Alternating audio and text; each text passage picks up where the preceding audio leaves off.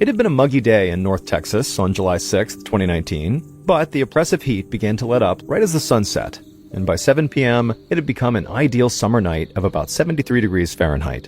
And so it seemed like the perfect Saturday night to go out in town. But 49-year-old Manuela Allen, known to her friends and family as just Manu, along with her husband Peter, had the house all to themselves that evening. So instead of going out to enjoy the pleasant summer weather, they decided instead to have a relaxing night in, just the two of them, on the couch just watching TV together. Peter and Manu had not had many evenings alone like this in their 23 years of marriage, and that was because they had spent most of those years raising their 4 kids. So this was a house that had constantly buzzed with activity and noise. But now, all but one of their 4 kids had graduated from high school, and their oldest son was away at college. So the house was getting quieter. And Manu and Peter were already thinking about how someday soon, it might just be the two of them living here. And as much as they loved their children, it was nights like this that made them kind of look forward to the day that they would be empty nesters. Peter grabbed his glass that contained some vodka from the end table and took a sip, and then he and Manu leaned back on the couch to watch a replay of a Texas Rangers baseball game. Manu loved sports, and while baseball was not her favorite, it would have to do until football season rolled back around.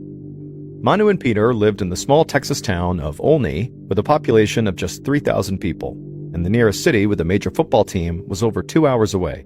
But both Manu and Peter were teachers at Olney High School, and so during football season, they went to watch their beloved Olney Cubs play every Friday night. Manu didn't care that the Cubs were on the 3rd longest losing streak in the state of Texas. She just loved going to support her students who were on the team, and she enjoyed the camaraderie of sitting in the stands along with her friends and her family. As a teacher, Manu felt responsible for her students, even when they were outside the classroom. So she dedicated a lot of her time to tutoring and mentoring students, especially the ones that seemed to have the most issues, even beyond just schoolwork issues. Kids that had problems at home or kids who had behavioral issues. Manu was all about helping those kids. But the upcoming school year and the roaring crowds in the stands on Friday nights felt really far away from Manu on this relaxing summer evening, and the sound of the baseball game on TV started to become white noise for her, and by 10 p.m., she could barely keep her eyes open. Peter noticed his wife nodding off, and he gently nudged her and asked if she wanted to go to bed. Manu looked over at the clock and said she should get some sleep. Peter gave his wife a kiss, and Manu stood up, and she shuffled down the hallway, entered the master bedroom, and closed the door behind her. Peter would not be joining his wife tonight in the master bedroom. He and Manu had this understanding that on any night when Peter drank, even if it was just one drink, he would have to sleep on the couch. So, with his glass of vodka still half full, this would be one of those nights. Peter continued watching TV and slowly nursing his drink, and he started to feel tired. And then around 11:30, the couple's 20-year-old son, Darian, came home. He let himself in with a key, nodded to his dad, and went upstairs to his own bedroom. But then, around 15 minutes later, there was a knock on the front door. Peter stood up and groaned a bit as he walked bleary-eyed towards the front door. He unlocked it and opened it up. And outside the door stood the couple's 15-year-old daughter, Kiara. She said hi to her dad, walked right past him, and went straight to her room. Peter sat back down on the couch. The couple's 18-year-old daughter, Melanie, was away on a weekend trip with her friends, so she wasn't expected home. And at this point, it was close to midnight, so Peter dimmed the lights, reclined on the couch, and slowly drifted off to sleep while the TV stayed on at a low volume. A little after 8 a.m. the next morning, Peter woke up feeling like he could have used maybe another hour or two of sleep. Now, it was Saturday, and if Peter wanted to, he could keep sleeping, but even on these weekends, Peter just could not seem to sleep in. He just automatically got up. So Peter climbed up from the couch, grabbed his computer, and then went back to the couch to read some news online. At the same time Peter was doing this, his daughter Kiara had just woken up as well, and she was getting ready to go to the gym, but first, she wanted to put her dirty clothes in the washing machine. The Allen house had 5 bedrooms, but it was still a fairly compact house, just a little over 2,000 square feet. And the house was laid out in a way where Kiara actually had to go through her parents' master bedroom, which was right next to her own bedroom, in order to get into the laundry room. So Kiara stepped out of her room and then tried turning the knob to the master bedroom, but she found the door was locked from the inside. Kiara walked down the hall and saw her dad on the computer, and she asked him where Mom was. And Peter just said, "Oh, check the master bedroom." Kiara said she already had, and the door was locked. Peter then told his daughter to just go around through the garage, because in their house, the master bedroom had 2 entrances. There was one in the hallway inside of the house, which is the door that was locked, and then the other entrance was through the laundry room on the other side, which connected to the garage. So Kiara stepped outside of the house and went into the garage, and she walked into the laundry room, and then she reached the door that led into the master bedroom, and when she tried the doorknob, it was unlocked. So she swung it open, she stepped inside, and she froze, because what she saw was horrifying. Kiara turned and ran back outside, back around into the main house, ran to her dad and said, "Mom is not in the bedroom," and there was blood everywhere. Peter instantly sprung up, raced outside into the garage and into the master bedroom, and right away he stepped in this big puddle of blood in the carpet, and he looked around the master, and there really was blood everywhere, and his wife was nowhere to be seen. Peter instantly thought his wife must be badly injured somewhere, so he ran from the master bedroom, with Kiara now following behind him, back into the garage and then out to the driveway, and that's when he realized Manu's car was gone. Peter turned to his daughter and said, Mom must have hurt herself and driven herself to the hospital. And so Peter called his wife's cell phone, but it went straight to voicemail. So a few minutes later, Peter and Kiara got into his car and they sped to a nearby hospital, thinking that's where Manu's going to be. But when they got there, Peter slowly drove through the parking lot of the emergency room looking for Manu's white SUV, but they didn't see it anywhere. So they parked the car and they went inside the hospital and asked the staff if Manuela Allen had been admitted, and they said no. So Peter and Kiara left that hospital, went to another nearby hospital, but again, Manu's car was not there, and the staff said she had not admitted herself. And so Peter and Kiara returned home, and at this point, Peter dialed 911. And he explained to the operator that his wife was missing, and there was blood all over her bedroom.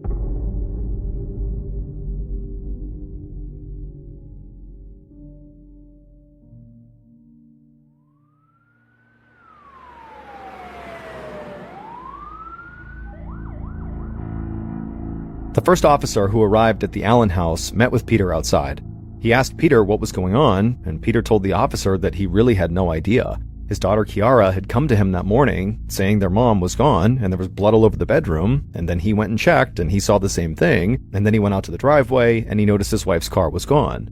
Peter explained that he and Kiara then drove to 2 hospitals thinking his wife must have gotten hurt and then driven herself to a hospital, but when they got to the 2 hospitals, his wife wasn't there and they said they had not seen her. The officer noticed that as Peter was explaining the story, he seemed totally calm and not shaken or panicked or really showing any kind of emotion, and that just seemed unusual to the officer, considering the circumstances Peter had just described. I mean, his wife, at a minimum, seems to have been gravely hurt if she's not already deceased. And so you would think that would elicit a bigger reaction. But the officer kept that to himself, and instead he had Peter lead him inside the residence to the master bedroom. And the first thing the officer noticed was that the bed had been stripped bare, and there was a bloody pillow on the floor next to the bed. And he did see blood spatter all over the room, across the mattress, the closet doors, and the wall. In fact, there was so much blood that the officer did not believe a person could survive having lost that much of it. And so he wondered to himself why Peter didn't immediately call 911 instead of getting in the car with his daughter and driving around to various hospitals first. It seemed obvious this was an emergency, so why wasn't it treated that way? Then the officer noticed something else on the bedroom floor. It was a knife. And so at this point, it was obvious this was a crime scene, so he asked Peter and Kiara to clear out of the master bedroom and go wait for him on their couch. And so after the father and daughter had stepped out of the room, the officer walked outside and went to the garage. And immediately, he saw bloody streaks on the ground, and he traced them through the laundry room and back to the door of the master bedroom. And he recognized these bloody streaks had to be drag marks. Everything the officer saw painted a picture of a very violent struggle having taken place in the bedroom, most likely sometime during the night. The officer then walked back into the house and observed bloody footprints leading from the master bedroom to the kitchen, right to a spot next to the refrigerator. And so the officer walked into the living room where Peter and Kiara were, and he asked Peter about these footprints and, why would somebody go into the kitchen potentially? And Peter explained that actually his wife kept her keys on a hook right next to the refrigerator, and her keys were gone along with her car. And so at this point, the officer radioed dispatch for help and said the police should now be on the lookout for Manu's vehicle, because clearly either Manu or someone who harmed Manu had taken the keys and taken the vehicle. A few minutes later, Sergeant Dan Burbeck of the Young County Sheriff's Department, along with a couple of local police from Olney, pulled up in front of the Allen house. And the officer who had first arrived on scene walked up to Burbeck and briefed him on what he had seen. After being briefed up, Sergeant Burbeck immediately walked into the Allen house and told Peter and Kiara that they would need to step outside. As Peter and his daughter walked out onto the porch, Peter told Burbeck that actually one of his other kids was still in the house upstairs. So Burbeck told the father and the daughter to stay outside, and then Burbeck walked into the house and upstairs to a second-floor bedroom, opened the door, and found 20-year-old Darian inside with his headphones on playing video games. Burbeck asked Darian to come outside with him, and Darian, who looked very confused, asked what was going on here. But Burbeck just said he needed Darian to leave the house right now. So Darian just did as he was told and stood up and followed the detective downstairs, and then he, along with Burbeck, joined Peter and Kiara outside on the porch. Once they were out there, Burbeck began questioning them, starting with the husband, Peter. Burbeck asked Peter, why did you sleep on the couch that night instead of in your bed with your wife? Peter explained the agreement he had with Manu, that whenever he drank, no matter how much, he would sleep on the couch. Now, Sergeant Burbeck kept this to himself, but right away he wondered, why would you have that agreement in place? Was Peter like a maniac when he drank? Did he get violent? What was going on here? Burbeck then proceeded to ask each member of the family if they had heard anything unusual during the night before, because Burbeck assumed someone in the house must have heard something considering the crime scene in the master bedroom. And the couch where Peter slept was only about 20 steps away from the master bedroom. Kiara was in the bedroom right next door to the master bedroom, and Darian was right above it in the upstairs bedroom. It just seemed impossible that such a violent struggle could have taken place with them not hearing anything. But Peter said he really heard nothing, aside from the sound of an engine, which he thought could have been his wife's SUV, starting up around dawn. And he said the sound actually woke him up, but he went right back to sleep and figured it was not a big deal, whatever it was. Burbeck asked Peter, is it normal for your wife to just get up and leave in the middle of the morning like that? Like, didn't you think to maybe ask her where she was going? Peter replied that it was not his job to keep tabs on his wife. Darian, who had been upstairs, said the whole night he'd had his headphones on and was playing video games. The only thing he said he heard over the course of the whole night was a rustling sound coming from the kitchen, sometime between maybe 3 and 5 a.m., but he figured it was just his dad maybe getting a snack. And then Kiara, who was in the room right next door to where her mother appeared to have been in some life-and-death struggle, said she really had heard nothing. Absolutely nothing. Now, Burbeck, by this point, looked totally stunned by their answers, and so Kiara, who kind of picked up on his suspicion, she quickly explained that she had been out that night, and when she got home, she went straight to her room, slipped into her bed, put her earbuds in, which would have nullified the noise, and she FaceTimed with her boyfriend. And then after the call, she fell asleep still with the earbuds in her ears, which again could have prevented her from hearing anything. Burbeck didn't know what to believe here, but he just still felt like something was off. Maybe these family members know more than they're letting on. But he obviously had no proof, and so Burbeck told the family that, when he was done here at the house, he wanted them to come to the station so he could speak to them further. It was around this time that Lieutenant David Wilk was driving past the Allen family house when he saw the yellow crime scene tape stretched out around their property. Now, Lieutenant Wilk worked for the sheriff's department that was the next county over, so he had no idea what this crime scene tape was about, but he did know the Allens personally. In fact, his son was a football player at Olney High School, and the boy adored Manu. So Lieutenant Wilk just really liked the Allen family, and seeing the crime scene tape, it just made his stomach drop, because he knew, obviously, something bad had happened. Wilk immediately pulled over, got out of his car, and introduced himself to a local police officer he saw standing outside of the residence. And Wilk asked the officer, what's going on here? And the officer told Wilk that Mrs. Allen was missing, and it didn't look good. Wilk asked if there was anything he could do to help, and the officer told him that actually right now, other patrol units were out looking for Manu's white SUV, and so if Wilk wanted to, he could join in that search. And Wilk said yes, where should I look? And the officer suggested that maybe he explore the recreational area around Lake Cooper, which was a very popular swimming hole about 8 miles north of town. And so the officer gave Lieutenant Wilk a description of Manu's vehicle and her license plate number, and then Wilk left, got back in his car, and began driving north until he reached the lake area. There, he pulled into the recreational area and began driving along the perimeter of the lake.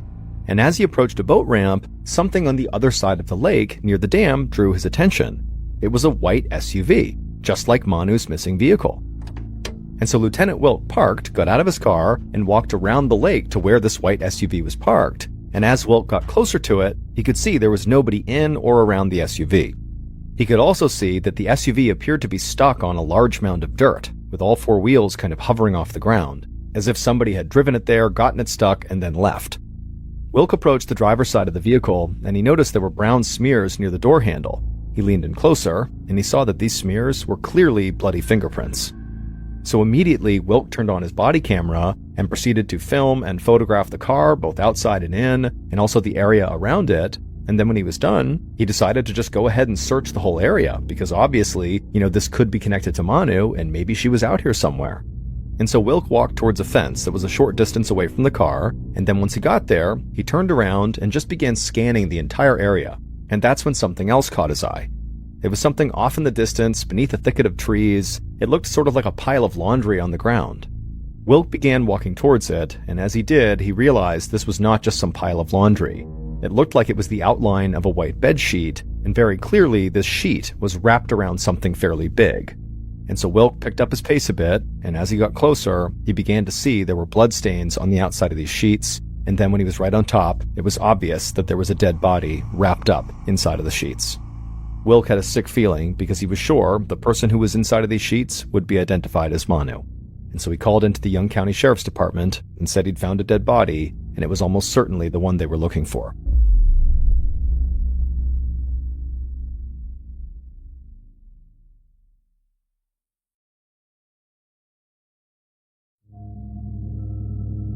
Back at the Allen house, Sergeant Burbeck heard about the discovery of a body on his radio. And so now that this was officially a homicide case, he reached out to the state police, known as the Texas Rangers, for help.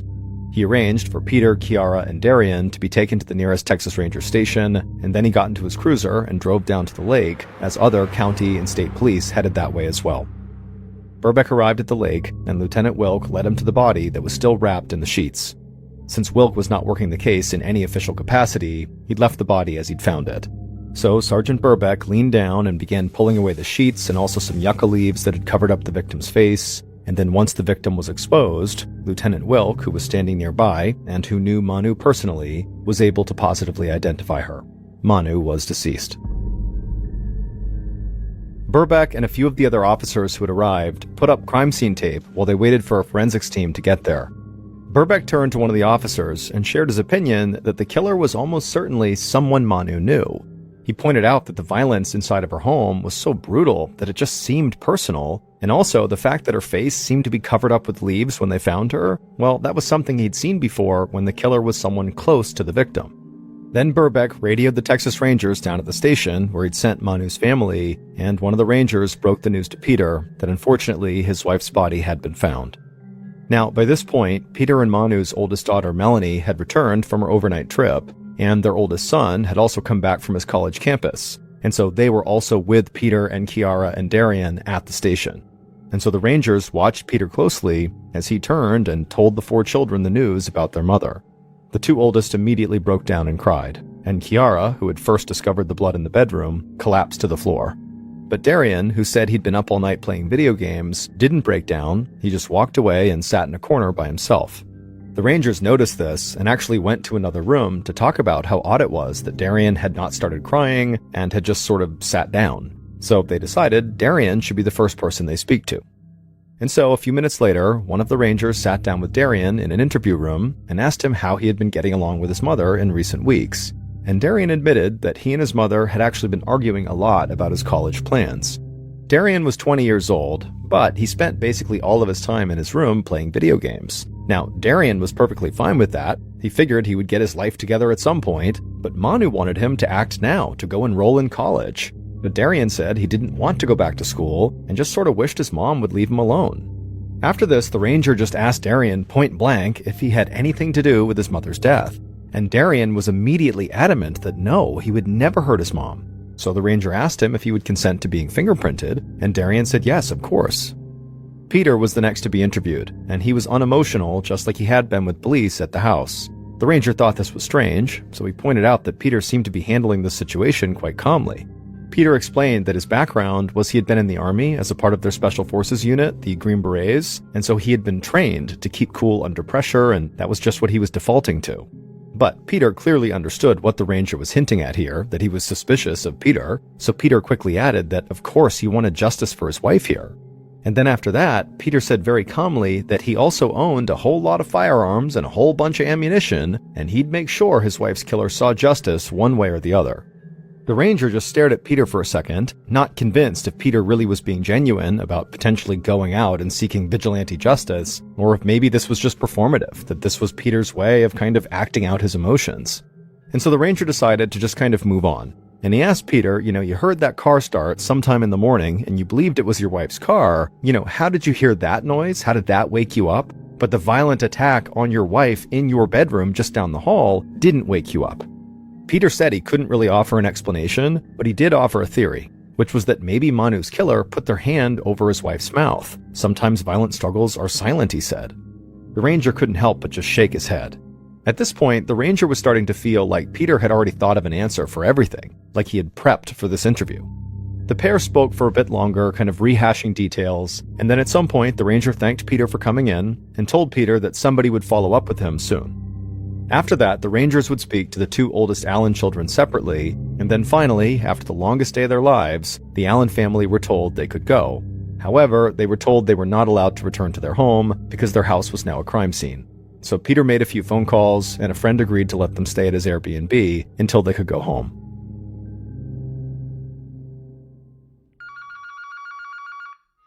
The next day, Sergeant Burbeck got a call from the medical examiner who had Manu's autopsy results. The medical examiner revealed that Manu had been stabbed multiple times, and she had defensive wounds on her hands. She had also been strangled, and her neck was broken. And what's more, after Manu had been taken to the lake, the killer had shot her in the face after she was dead. The violence had been even more extreme than Burbeck realized, and this only convinced him further that Manu's killer had to be somebody close to her, that had some sort of personal issue with her. Then Burbeck and members of the state police met with forensics investigators who had processed the scene out by the lake, and they had found shoe prints in the mud near Manu's stranded SUV, and bicycle tracks that led away from the SUV out of the recreational area and onto the main road. And so while investigators followed up on these shoe prints and bike tracks, word of Manu's murder quickly spread through the small Texas town. Students at Olney High School, where Manu worked, were devastated when they learned of the death of their beloved teacher. And also rumors began to fly, in particular on a Facebook group called Rants and Raves, where citizens of Olney voiced their theories about what they thought happened in the Allen house on the night of the murder. And most of those amateur theories pointed the finger at Peter. And Peter suddenly began noticing that people around town were treating him differently. They were treating him with suspicion. A few days after Manu's death, Peter and his kids were finally allowed to return to their family home. And when they got there, Darian helped his father secure the house by bolting the windows shut, and Peter said he would sleep with a gun under his pillow because he said the killer was still out there. The next morning, Peter was contacted by Burbeck and asked to come in for another interview. And so Peter drove to the station, where Burbeck and a Texas Ranger met him and led him into an interview room. The Ranger began the interview by asking Peter why someone might want to kill his wife. In response to this question, Peter referred to his large collection of guns. He said he had a ton of them, at least maybe 100, and a lot of people knew about them, so he said, maybe somebody broke into the house to try to steal the guns. And actually, Peter said he had a pistol, a communist block pistol, that he kept in a drawer, and when he had finally gotten back to his home the day before, he noticed that that pistol was missing. Burbeck noted everything Peter was saying in his memo pad, and he began to feel even more confident that Peter did have something to do with his wife's murder. Burbeck felt like Peter was trying to influence the investigation by suggesting an angle that would divert attention away from him. So Burbeck and the Ranger stepped out of the room and talked for a second and decided to shift to a more confrontational tone with Peter. So they went back into the interview room and they revealed to Peter that in the master bedroom where his wife was horribly attacked and killed, they had found a bloody sock which matched footprints left by the killer. And it happened to be the exact same type of compression sock that Peter wore because they found socks just like those in his drawer. And so they asked Peter to please explain that. And Peter said he really couldn't. He just kept repeating that he did not hurt his wife. And so at some point, the Ranger asked how someone other than the family would know exactly where Manu kept her car keys, because that's where the footprints went, right next to the fridge, and the keys were gone, and the car was gone. And Peter just lowered his head and stared down at the floor and said again, he just had no explanation. And so Burbeck and the Ranger continued drilling Peter, trying to get more information from him, but Peter really didn't have any more information. He really stuck to this idea that he did not do anything wrong. And so eventually, at the end of the interview, it was clear there was not enough evidence to arrest Peter, and so Peter was told to go home, and that if they needed him again, they'd be in touch. Sergeant Burbeck was sitting in his office that afternoon when he got a report from one of the rangers who had been out in the field canvassing for witnesses. Burbeck learned that the officer had made contact with an oilfield worker who was on duty in the area near Lake Cooper on the same morning Manu's body had been found. The worker had been out near the recreation area when he noticed someone on a bicycle pedaling away from the lake and in the direction of Olney. The worker stated that this actually struck him as pretty odd because it was so early in the morning, just after dawn, and even though people did bike in that area, he never saw people biking that early in that area. However, the worker said he didn't really get a good look at the person riding the bike. He could only remember that the bicyclist wore shorts and had a backpack on. And so Sergeant Burbeck assigned 2 investigators to contact area businesses along the route from Lake Cooper to Olney to see if any of them had surveillance cameras that were running that morning that maybe picked up some footage of this person on the bike.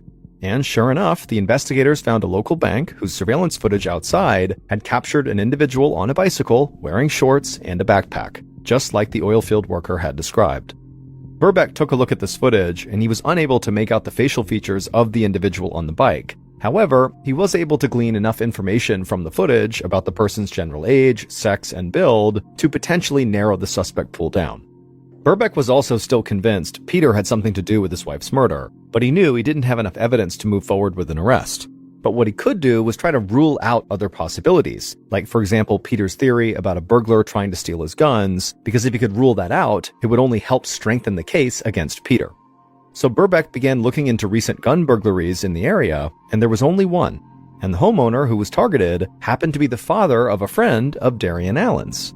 Burbeck wondered if that was more than just a coincidence. After all, everyone in the town of Olney was connected by no more than 2 degrees of separation, so maybe it didn't mean anything. But Burbeck knew he would have to dig into it further.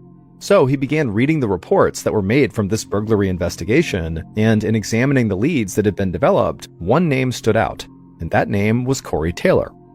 Corey was a young guy who was a loner, who was known around town as a troublemaker, and he'd had numerous run-ins with law enforcement, and he also had what looked like a love affair with guns. Burbeck found a video on Corey's Snapchat of him showing off a semi-automatic rifle with a sight attached to it. So Burbeck decided to pay Corey a visit. He drove to Corey's apartment complex and began walking towards Corey's place. And as Burbeck made his way towards the stairwell, he saw something that made him slow down and then back up, because in the storage space underneath the stairs right in front of him was a bicycle. Burbeck knelt down to inspect the tread pattern on the bicycle's tires, and he wasn't 100% sure, but the treads looked a whole lot like the bicycle tracks that were found down by the lake. Burbeck took a picture of the treads and then proceeded up the stairs to Corey's apartment. When he got to the door, Burbeck knocked, and Corey opened it up. Burbeck introduced himself, and Corey allowed Burbeck inside. And right away Burbeck noticed that Corey appeared to be very nervous, like he couldn't even stand still. Burbeck asked Corey if he knew about what happened to Manu Allen, and Corey said he was aware of what happened to Mrs. Allen. He said he knew her as Mrs. Allen because he knew her from his high school, Olney High School, where she worked. And he said everybody knew what happened to her. It was horrible.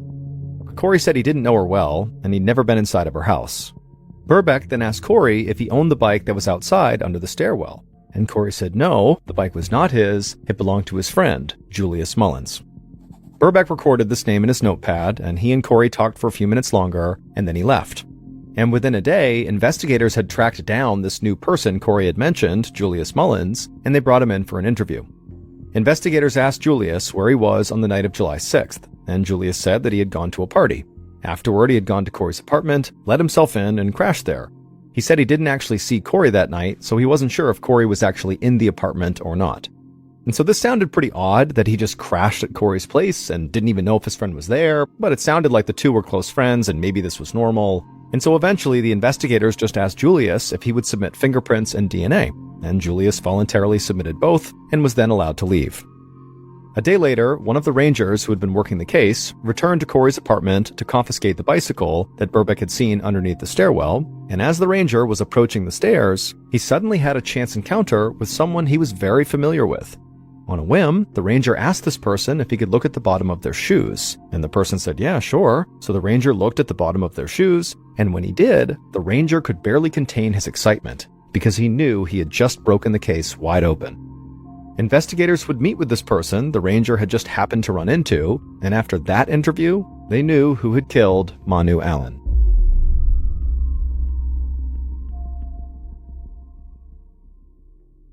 Here is a reconstruction of what police think happened to Manu Allen in the early morning of July 7th, 2019.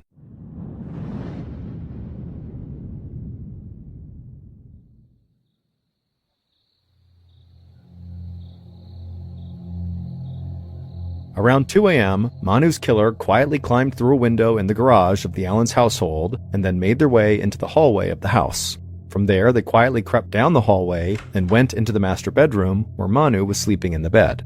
Now, the killer tried to be quiet, but Manu was a light sleeper, and very quickly, they woke Manu up.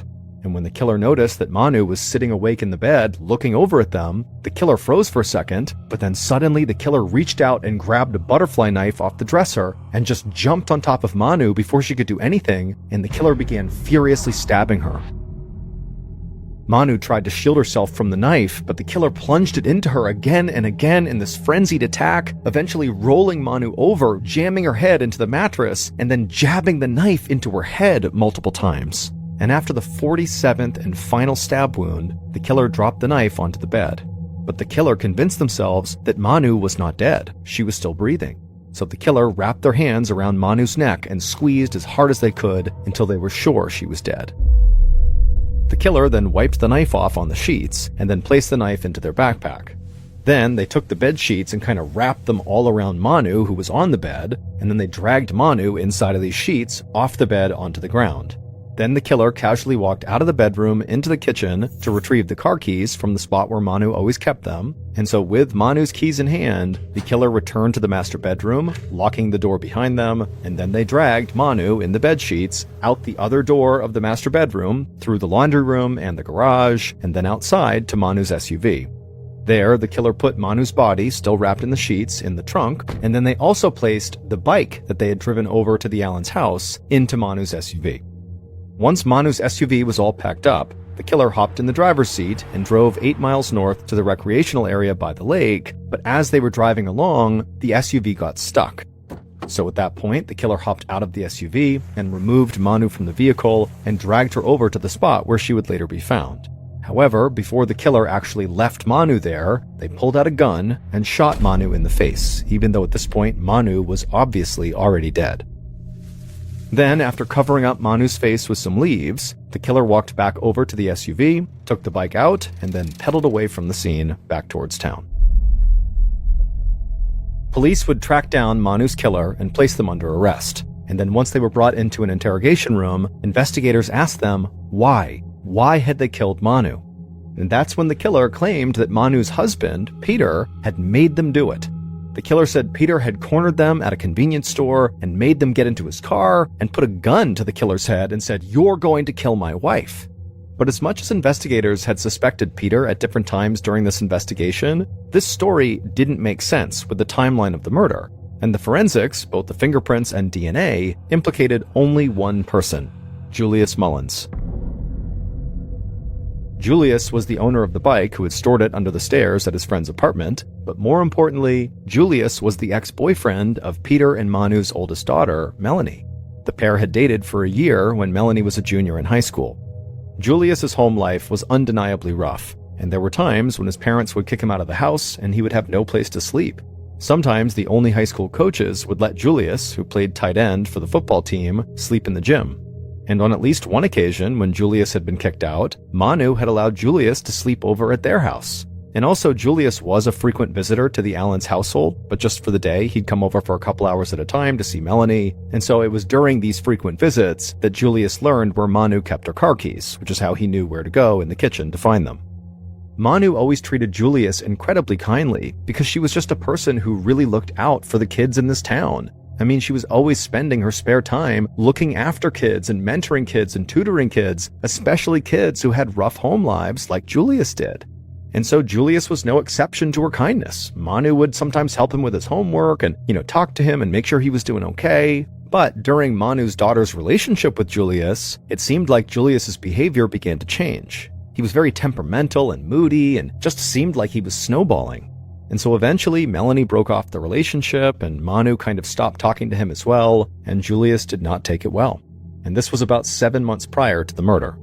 Police noticed that when they brought Julius in for his first interview, that he had cuts and scrapes all over his arms and legs. And when that ranger went to retrieve the bike from Corey's apartment, Julius was the person he ran into who he was very familiar with because of this case. And he asked Julius to see the soles of his shoes, and when Julius showed him, it was immediately apparent that they matched the shoe prints that had been found by the lake where Manu's body was discovered.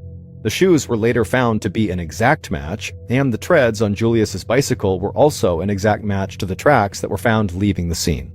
Investigators also performed a sound test at the Allen residence, with one ranger in the master bedroom and the other on the couch where Peter had been asleep, and they turned the TV on in the living room to a low volume, as it had been the night Peter fell asleep on the couch and Manu was later murdered. And the ranger in the master bedroom shouted and yelled and made all this noise, and the ranger in the living room could not hear a thing. That's how poorly sound traveled in the Allen household, which is a big reason why nobody heard what was going on in the master bedroom. And also, Kiara, when she had fallen asleep, she had her earbuds in, which did already degrade her ability to hear what was going on in the house, and Darian really had been upstairs with headphones on, which also affected his ability to hear what was going on in the house. So really, nobody heard anything. As for the knife that was found in the bedroom, it was determined to have not been the murder weapon. The knife that was used to kill Manu was found in Julius's backpack. And Peter's stolen communist block pistol was found in the home of Corey Taylor, Julius's friend, but Corey was found to not have been involved with the murder at all. Julius would eventually come clean and would admit that Peter actually had nothing to do with the murder and that Julius had acted totally alone. And it would turn out Peter's theory about the murder, the idea that somebody had maybe tried to break in to steal his guns, but then inadvertently killed his wife, seemed to be at least partially right. Julius claimed when he snuck into the house, he was looking to steal Peter's guns. Julius said he was in the process of stealing an unsecured gun from a cabinet in the master bedroom when Manu woke up. And he said his fight-or-flight response kicked in, and it led him to stab her 47 times and then strangle her, and then eventually later on also shoot her in the face post-mortem. Julius Mullins, who was 18 years old, pled guilty and was ultimately sentenced to 55 years in prison. On January 23, 1989, a mother was cooking dinner in her home in Rochester, New York, when her 11-year-old daughter came into the kitchen. The daughter had just finished delivering newspapers along her delivery route in their quiet suburban neighborhood, and so her mother asked her the same nightly question, "How was the route?" And usually, the daughter replied with just a, "Good." But tonight was different. Instead, her daughter said, "It's okay." And the mother pried, like, "Well, what do you mean? What happened?" And the daughter said, "Well, I saw something strange." She told her mom that she delivered newspapers to this one particular old man. He was very nice, and he always waved to her whenever she went by, and tonight was no different. He had waved to her, but there was just something off about the way he was sitting. The mother asked, "What do you mean?" And the daughter, she really struggled to articulate what she had seen.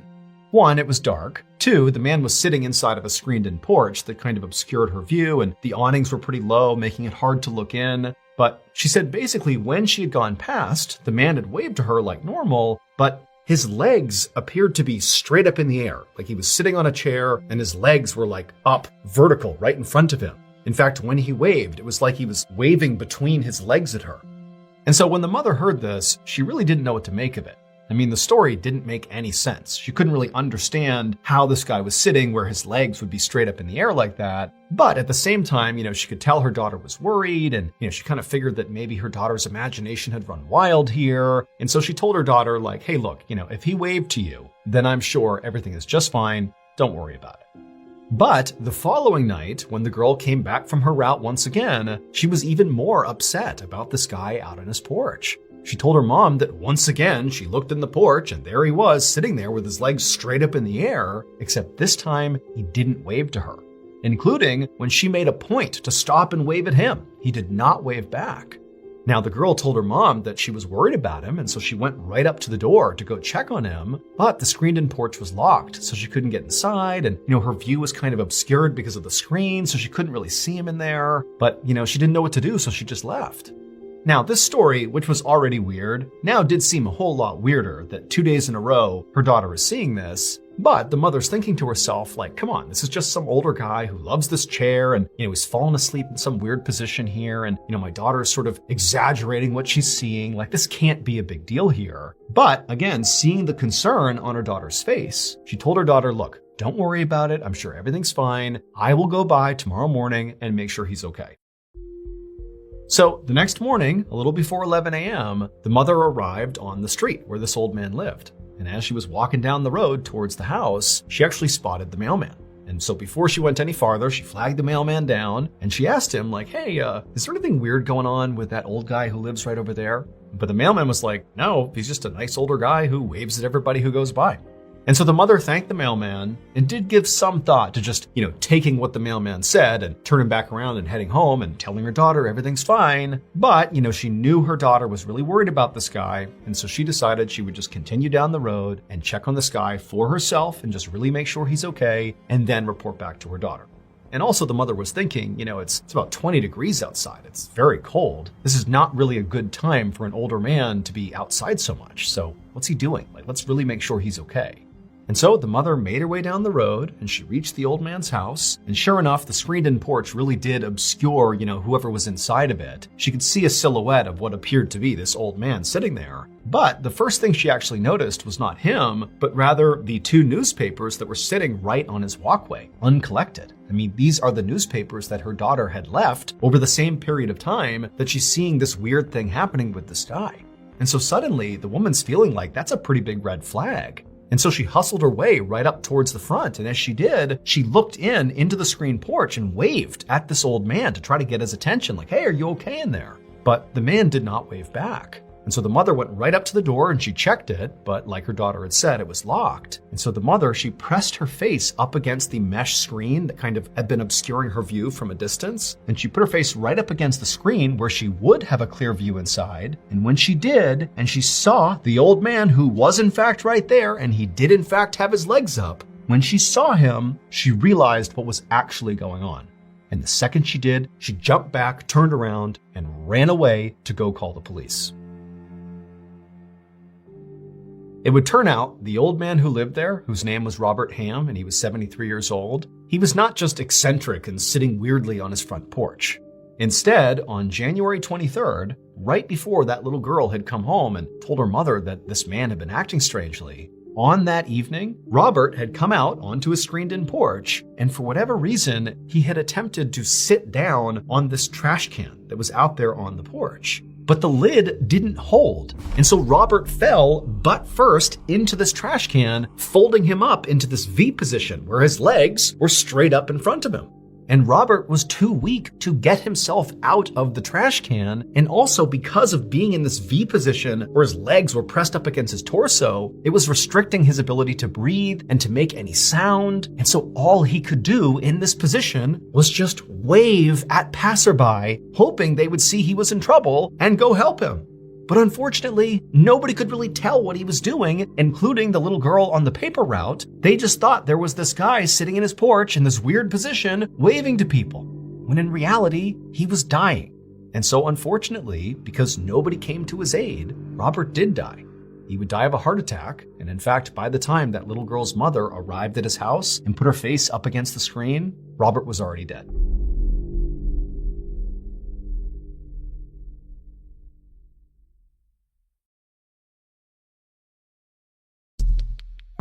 Our next story is called Lookout.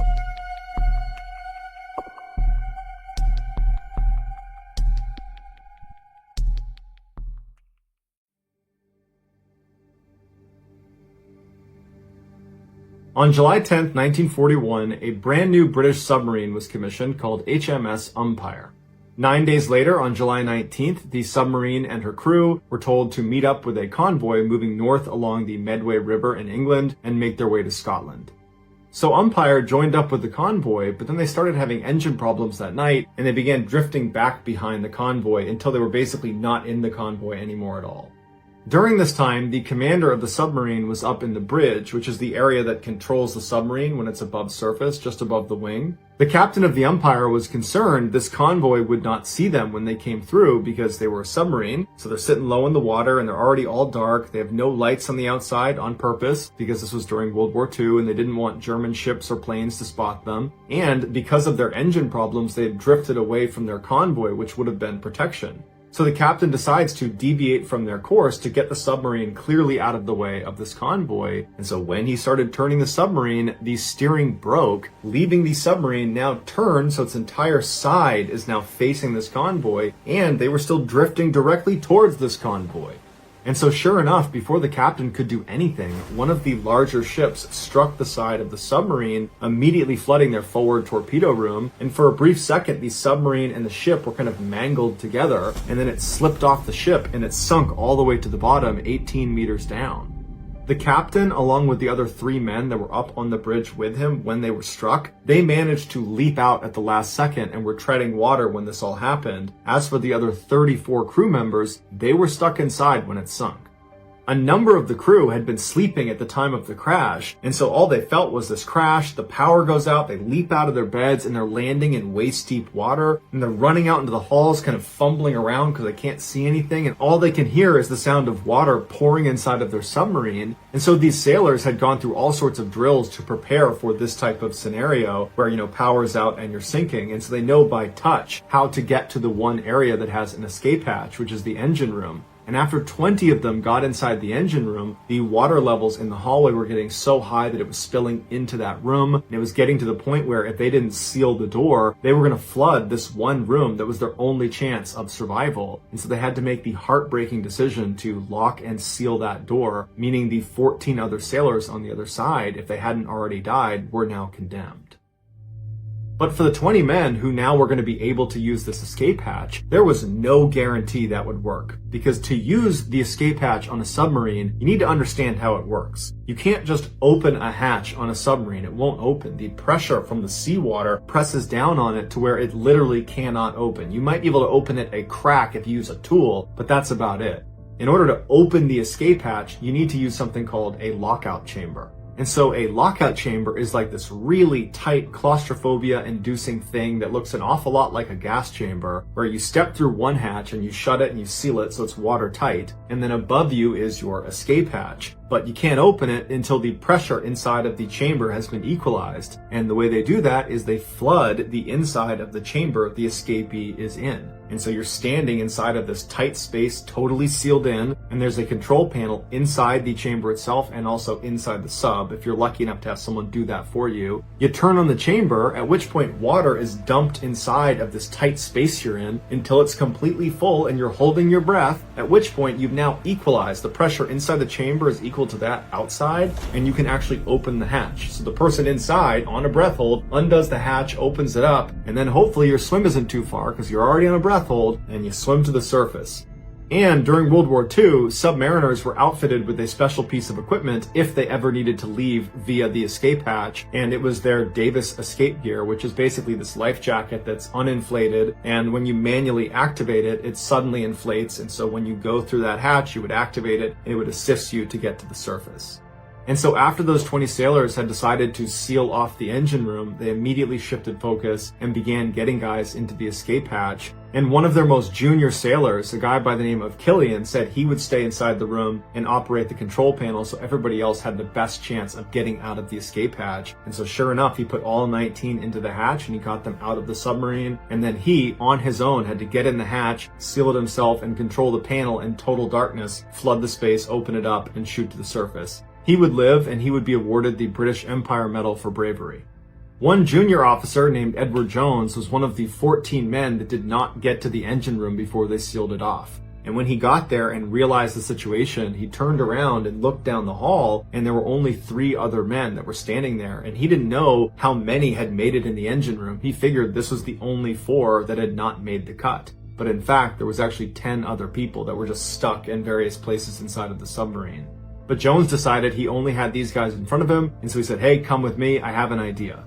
As Jones led them down this hallway, the water levels had risen up to their necks, and all these circuits on the walls were starting to spark all around them. And so Jones led them to the middle of the submarine, and then he turned and went up into the control room, and then from the control room, he went even farther up into what's called the conning tower.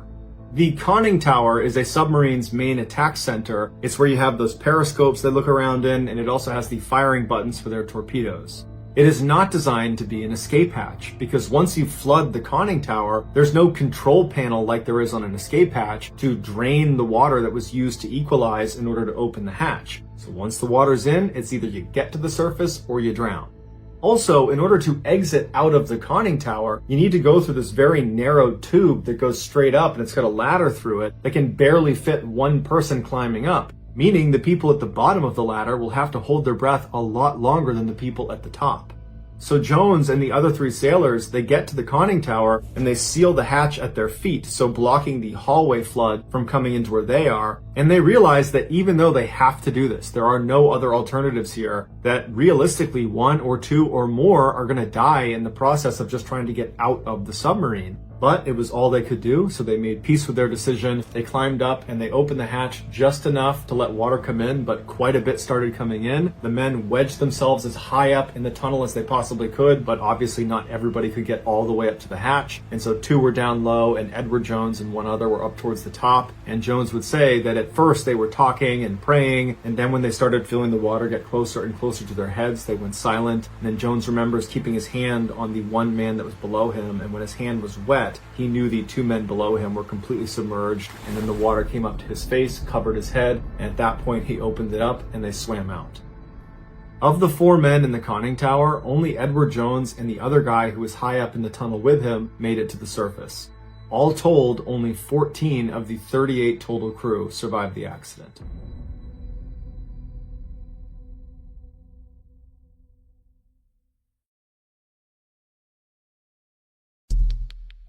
The next and final story of today's episode is called Wrong Button.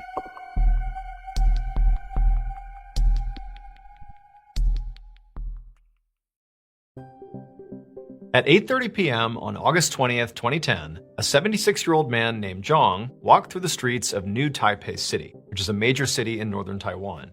Zhang was on the end of an evening walk, and he was making his way back towards his daughter's apartment, where he was also staying.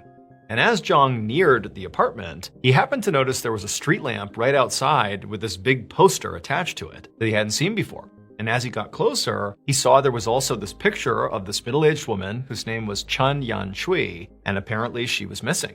And not only that, she also lived in the same building that his daughter lived in.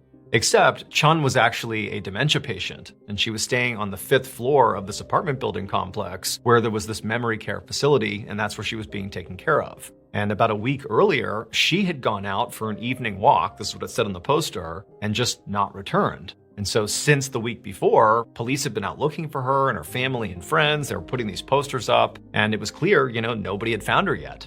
Now, Zhang had never met this woman, but he sort of felt bad for her.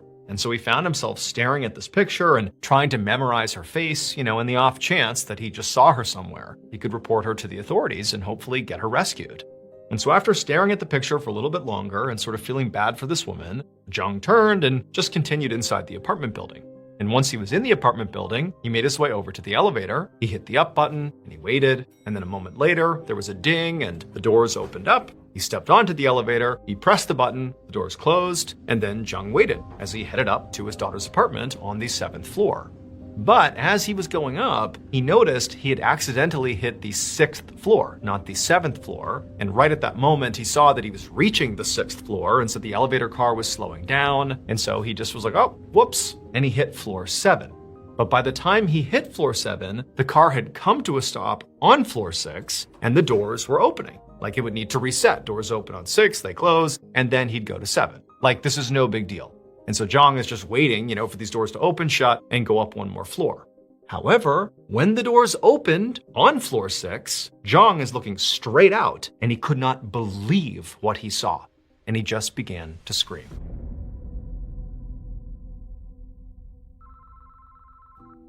Around the same time this was happening, Zhang's daughter was finishing up her shift at work when she got a phone call. And she saw it was coming from her dad, and he rarely called her when she was at work. So this was sort of confusing and surprising. And so right away, she picked it up and she answered. And immediately, she hears her dad screaming incoherently. He's obviously terrified. And all Zhang's daughter can hear is that her dad is saying he's trapped. He's trapped in an elevator and he doesn't know what to do. And so, Zhang's daughter is getting scared just based on what her dad sounds like. She doesn't really know what's going on, but she told her dad, okay, I'll call the building. We'll get you some help. Stay calm. You're going to be okay. But her dad just continued rambling and he was totally incoherent. And eventually, Zhang's daughter just said, "Okay, Dad, just hang tight. I'm going to get you some help." And then she hung up, and then she immediately called her apartment building's administration and emergency services line and told them, "Hey, I think my dad is stuck on one of your elevator cars. He's really upset. Can you please help him?" And after getting the emergency services to, get spun up into action to go save her dad, Zhang's daughter left work, hopped in her car, and began rushing home.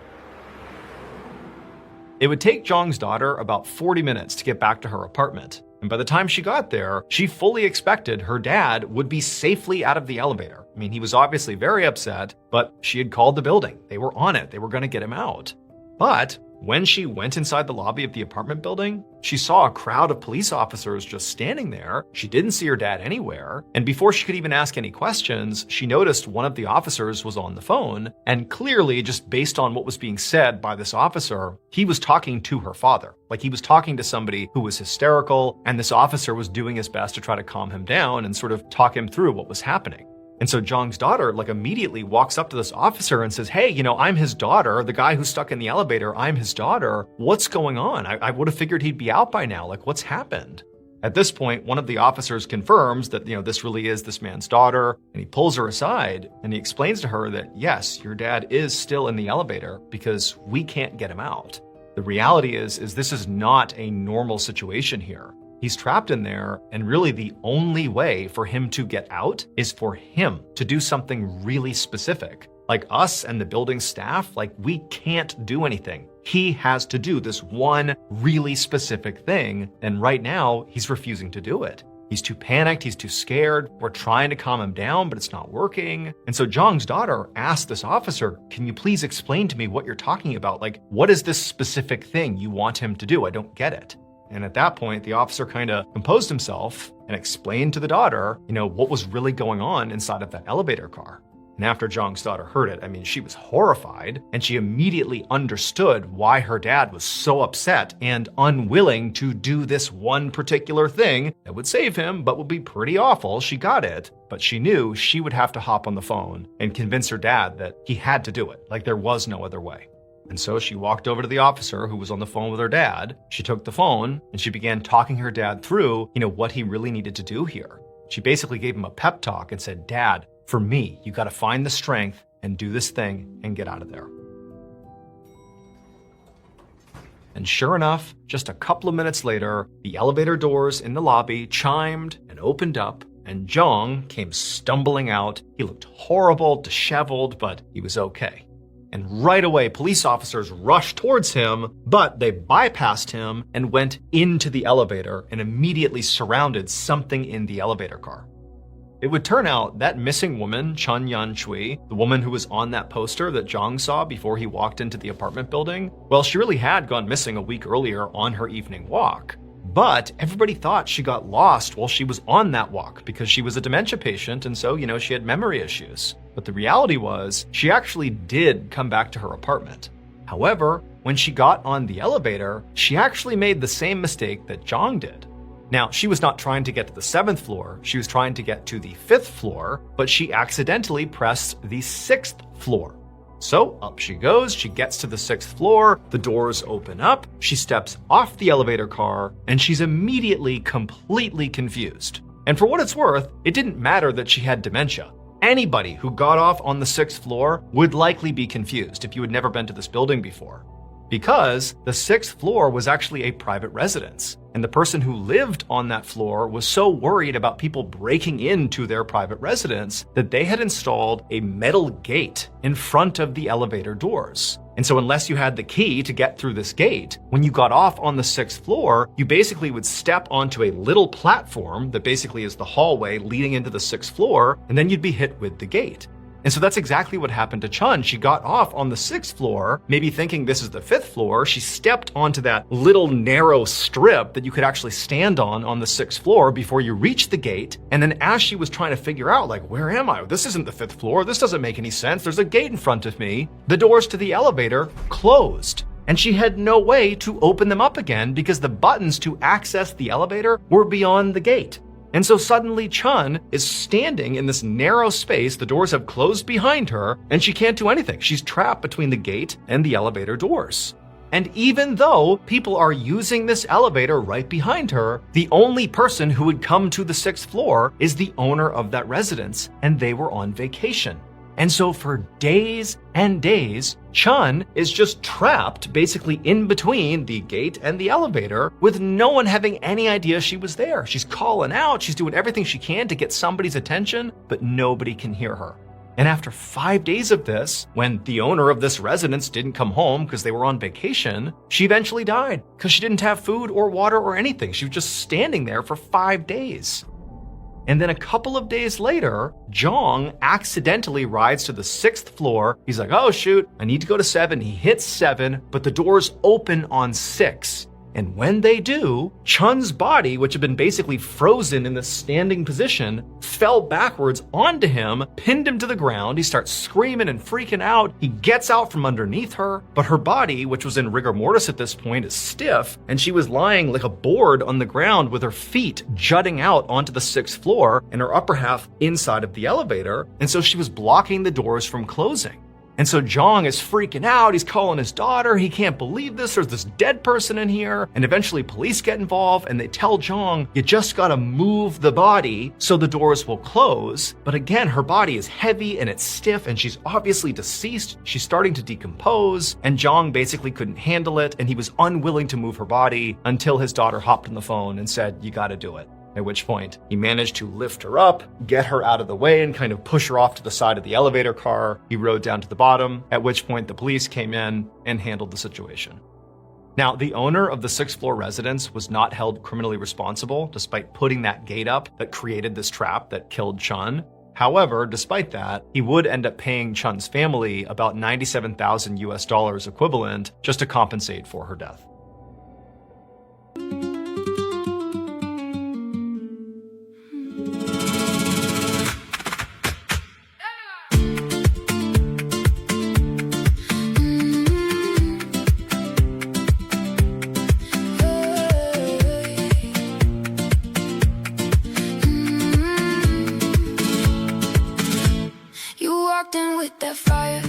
Back eyes like a dare, said my name like a secret, left it shaking in the air.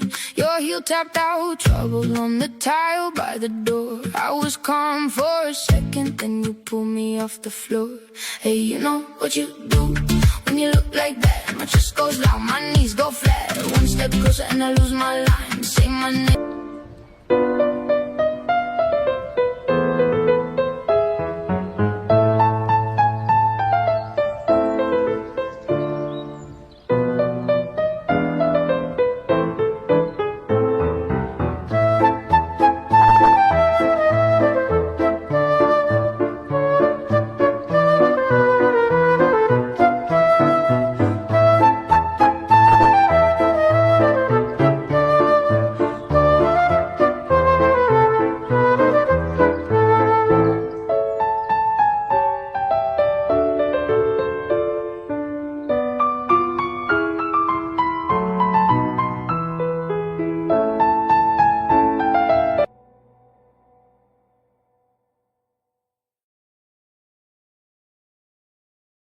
A quick note about our stories. They are all based on true events, but we sometimes use pseudonyms to protect the people involved, and some details are fictionalized for dramatic purposes.